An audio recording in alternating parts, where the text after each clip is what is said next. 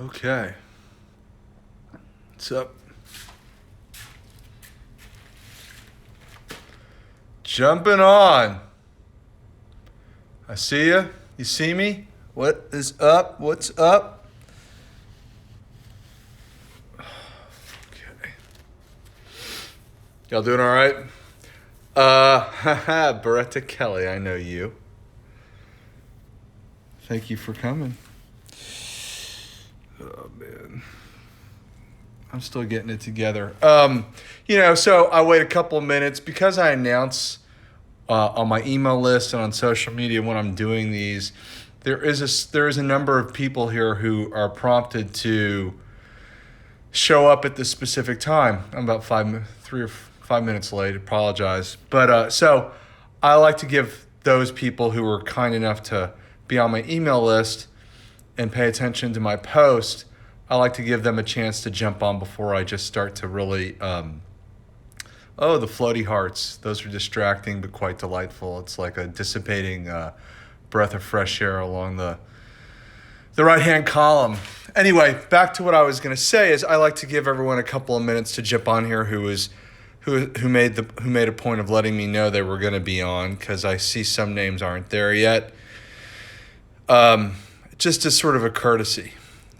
So I'll wait another minute or two and then I'll start. It's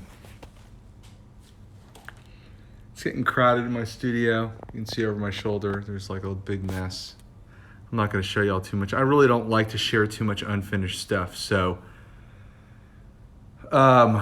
we'll keep it locked in. We'll frame the head, so I'm trying to avoid the blinding glare, which is a little hard to do at times.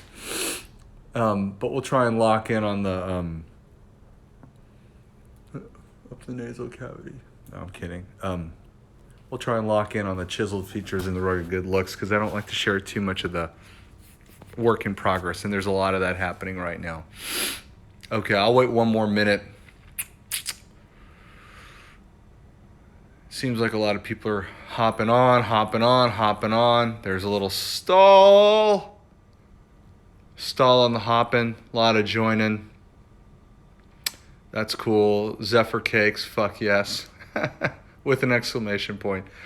Okay, long enough. Wait a couple minutes. Maybe that's long enough. So, one thing I want to mention really quickly. I'm going to hold it up, if I can find it, the little thing. This is the last print of Tired Voice in my earpiece at 12 inches by 9 inches. This is the last one. After this one, there won't be any more made at this size. So you might want to go grab it. All the details are on the website. You can buy it at howardsherman.com. Click on available prints and you'll see it. And you can see my hand as sort of gives you an idea of what 12 inches by 9 inches would be, so you don't have to get out your centimeter conversion if you're in Europe or somewhere else that doesn't use inches, okay? So this is the last one of this size, okay? So you might want to grab it. And I delicately let it float back down to the pile of paper. Let me rotate this around. Okay, so that's the last one of those. There's also catalogs on the shop page. You can get a catalog on the shop page. I've posted like a maniac about those on my Instagram. And there's a link on my Instagram profile that'll take you directly to the site to get that stuff. But that's the last print for that one of that size. One of the other ones sold out, I guess, last week or something. So you might want to grab it before it's gone. Hurry if you need to jump off and click on the howardsherman.com to do that. Now, trust me, my feelings won't be hurt. Okay. So I'm going to talk to you today. What I want to talk to you today about is your studio. And I have professionals on here, people who've been at it, maybe even art professors, but I also have beginners. And I tend to sort of keep some of these chats in mind with beginners in mind based on some of the feedback that I get. But I do think that what I'm going to talk about today and what I've talked about at other times is quite useful to everyone, and even if you're not a an artist. By the way, all the previous videos, with the exception of one or two, two or three, since the beginning of the pandemic that I've been doing these, they are available on my website. If you go to howardsherman.com and click on Live from the Studio, you can watch them. I suggest that you go back and spend some time with some of those videos. I think that there's useful information in many of them. And, I'm doing these to help y'all, not just to show off my badass hairstyle. I'm here to help. So go watch those. I think they'll be helpful to you. I think even if you're not an artist, there's sort of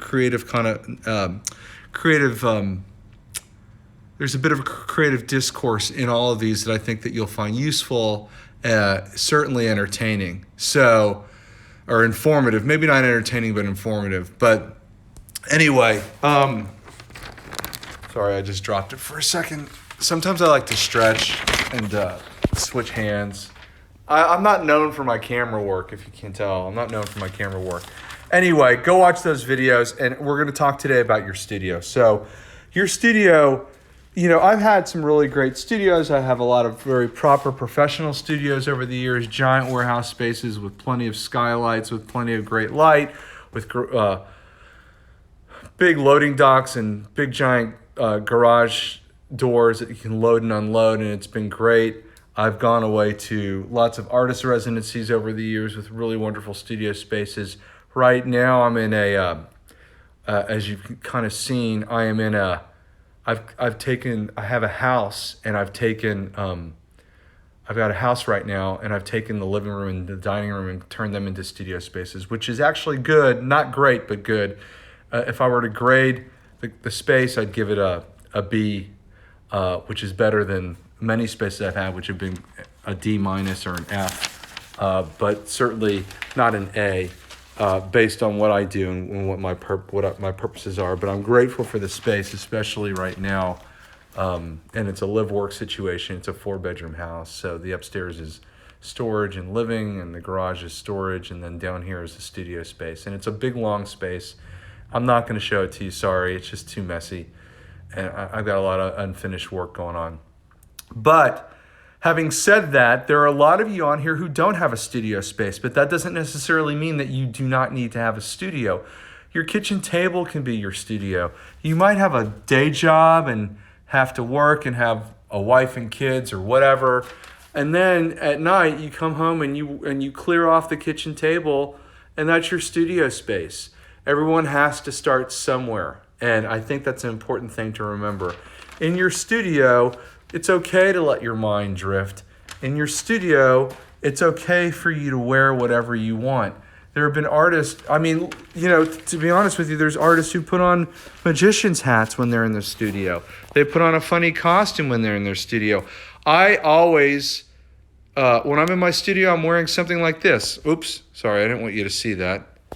When I'm in my studio, I'm always wearing studio clothes, right? Because I fucking make a mess. I don't want to mess up my regular clothes when I go out. I don't want people looking at me funny if I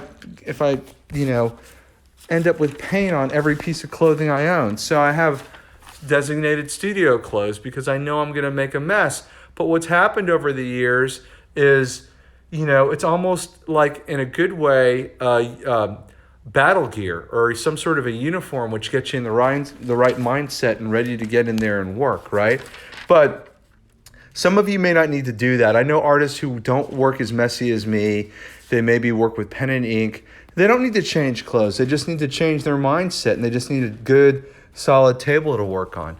So that's cool too, okay? Because the work is almost always going to be mostly in here, okay? So it's whatever floats your boat. But for a lot of people, literally, changing clothes or putting on a costume or just physically relocating to a new space, all of these things are all good and helpful and useful. It sort of depends on what you want. You can't make any mistakes. And the other thing you want to remember is you don't want to be afraid to fail. No one has to see things. No one has to see it if it's not good.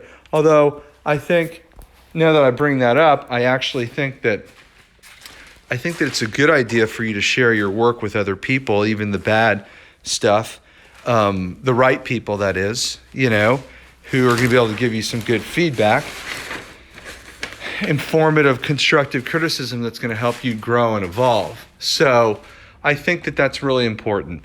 I think that a lot of people start on their kitchen table and then they graduate to a spare bedroom, and then they graduate to a proper studio space that they rent, et cetera, et cetera. You see how this goes? Maybe eventually you get to a point where you're a fucking rock star and you buy your own building. I've seen that happen before a lot. Anyway, just keep in mind that your mind can wander. You can make mistakes. Don't be afraid to fail. If you want to bring some girl in there and get freaky, no one has to know. People do that too. No judgment. It's all good. But just the important thing is that you show up. I'm pointing. Can you see me? Pointing. The important thing is that you show up every day and you do it. And that you have something to show for your time. Okay? So that's really my little thought for today. I stopped doing these every week, and one of the reasons was I found myself getting a little bit frustrated, and the questions were kind of driving me a little. I wasn't getting the kind of questions I wanted, and some of the emails I wasn't getting that many. I wasn't getting that many emails about things people wanted to hear about. So I think that that's probably going to be it. I don't think last time I didn't take questions and I got off here feeling pretty good. But having said that, right before I sign off, I will take a quick finger scroll like this. I'll kind of do this.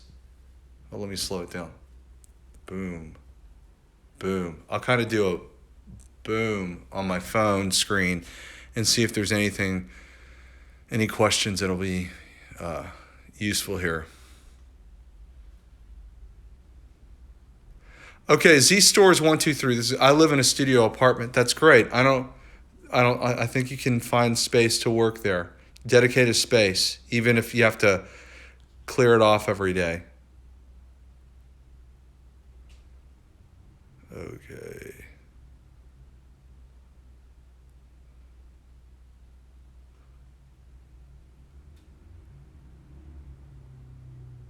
That's a good point. Fakutoro, don't change clothes, change your mind. Well, the important thing is the mind. Oh.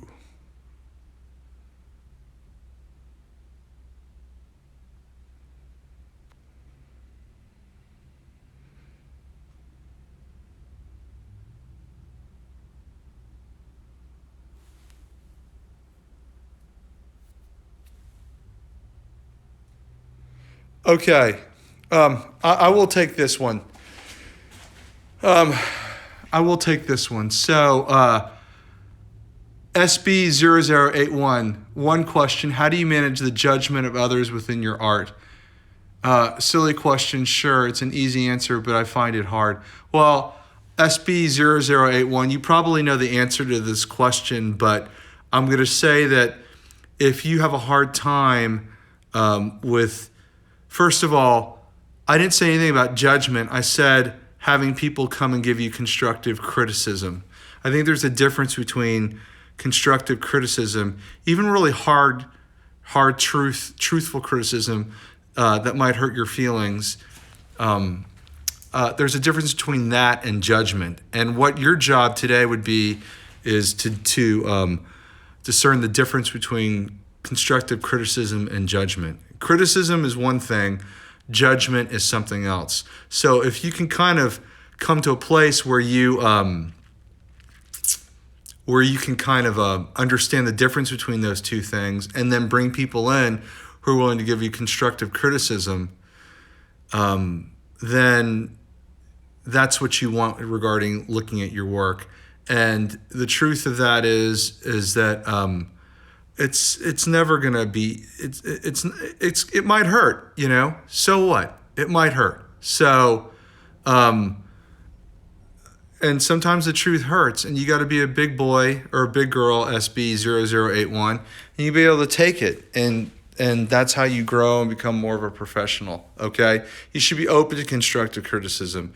You should be open to feedback, and you're gonna get, especially on something stupid like Instagram, you're gonna get a lot of judgment that's not criticism, and you got to be strong enough and confident enough to be able to handle it. Okay, that's it. I hope that helped. I'm getting questions here again. This happens where I start getting these very specific personal practice questions on how to do things, and I'm not gonna.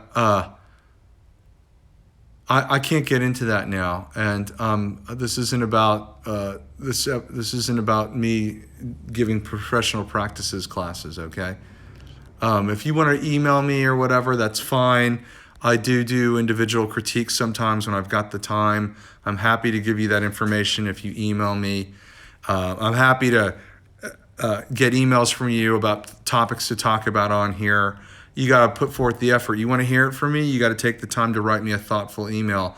If you're just here killing time because it's more interesting than counting ceiling tiles, then I'm not the guy for you. But I think that's going to be it for today. Okay?